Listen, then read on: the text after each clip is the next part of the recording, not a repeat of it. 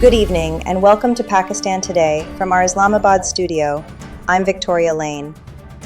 The United States has once again expressed its preference for diplomacy in dealing with Iran.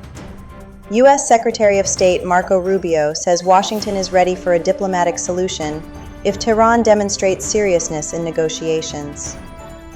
Speaking before departing for the ASEAN summit, Rubio said the United States has received indications that Iran is willing to negotiate and remains committed to meaningful diplomacy.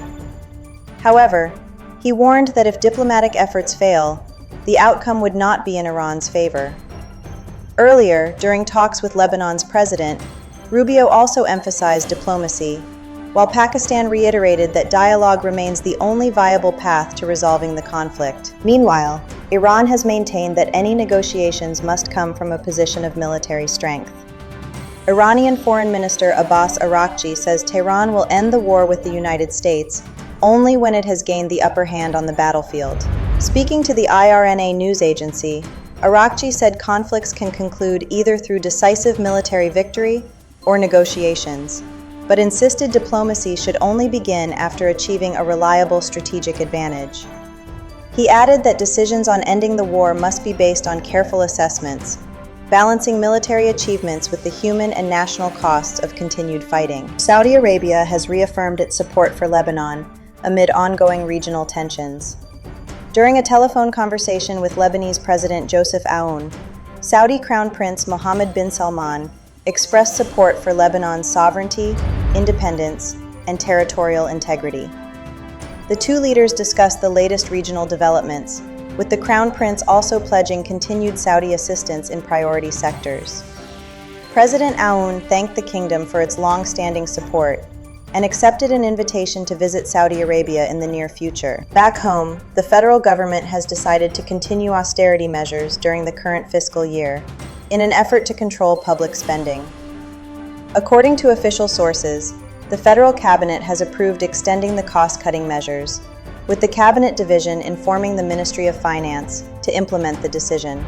The measures include abolishing government posts that have remained vacant for the past 3 years, maintaining a ban on creating new positions, restricting the purchase of government vehicles, machinery, and equipment, and limiting government-funded overseas medical treatment, as well as non-essential foreign visits. An official notification is expected shortly. Political activity is intensifying in Azad Jammu and Kashmir, with less than a week remaining before elections.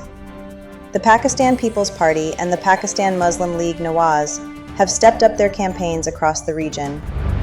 PPP Chairman Bilawal Bhutto Zardari is leading campaign events in several constituencies, while PMLN President Nawaz Sharif is expected to address multiple public rallies.